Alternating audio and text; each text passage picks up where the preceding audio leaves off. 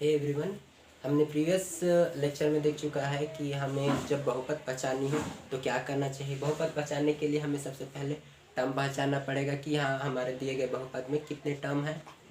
तो उससे आप डिफाइन कर सकते हो कि एक टर्म, दो टर्म, तीन टर्म किस पे है, और उस अकॉर्डिंग आप ये बता सकते हो कि वो कितने बहुपद का है, चाहे एक पद हो, द्विपद हो, बहुपद। इसको देखने के लिए आप मेरे प्रीवियस लेक्चर चेक कर सकते हैं।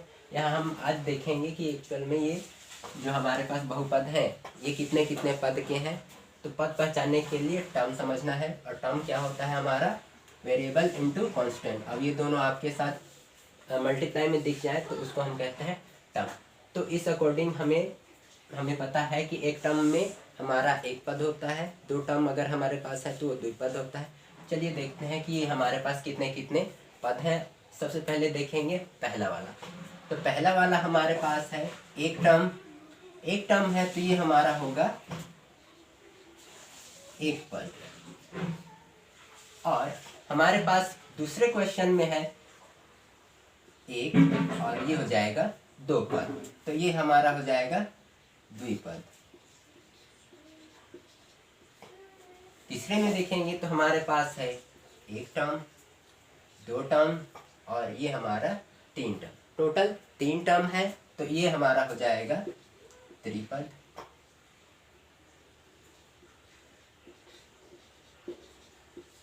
उसके बाद हम चौथा देखते हैं। चौथा में है हमारे पास एक पद, द्विपद, सॉरी एक टर्म है, ये दो टर्म है, ये तीसरा टर्म है, और ये हमारे पास चौथा टर्म है। टर्म समझनी है तो यहाँ पर आप देख सकते हैं कि किसे हम टर्म कहते हैं।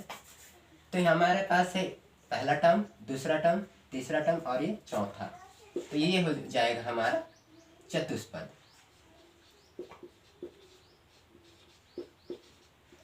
उसके बाद हम पांचवा क्वेश्चन देखते हैं। तो पांचवा में है हमारे पास एक पद, सॉरी एक टर्म, दो टर्म, तीन टर्म, और यहाँ है चौथा, और एक है यहाँ पर पांचवा। तो यह आपको पता है कि चार पद के बाद या फिर हमारे पास जब होता है कि चार पद से जब ज्यादा का पद हो जाता है तो उसको कहते हैं हम लोग बहुपद। बहुपद तो बहुपद जरूरी नहीं है कि हम चार पद के बाद वाले को ही बहुपद कहें। हमारे पास जब दो पद से अधिक का पद होता है, दो पद से अधिक का पद होता है, तो उसको हम लोग कहते हैं बहुपद। अब देखते हैं हमारा जो छठवां क्वेश्चन है उसमें हमारे कितने पद हैं। तो पहले काउंट करते हैं टर्म। ये पहला टर्म है, यहाँ पर आपको क्या कहते हैं, कांस्टेंट नहीं दिख रहा है, बट यहाँ पर कुछ नहीं है लेकिन हम यहाँ मान सकते हैं कि यहाँ वन है।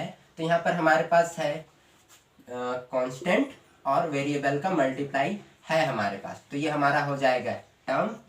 ये पहला टर्म है, ये दूसरा टर्म है, और ये तीसरा टर्म है। तो हम इसको कह सकते हैं कि ये हमारा त्रिपद है। और आखिरी और सातवां क्वेश्चन पे आते हैं। आ जाता है हमारा पहला पद, दूसरा पद, सॉरी ये पहला टर्म है, ये दूसरा टर्म है, ये तीसरा टर्म है, और ये हमारे पास चौथा टर्म है। टोटल हमारे पास चार टर्म है। तो इसको हम कह सकते हैं कि ये हमारा चतुष्पद है। चतुष्पद कह सकते हैं या फिर इसी को हम बहुपद कह सकते हैं।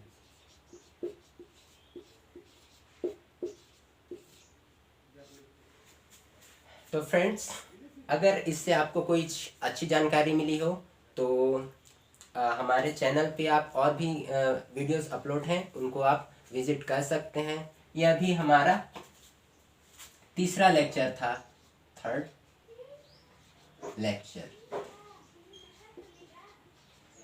On polynomial.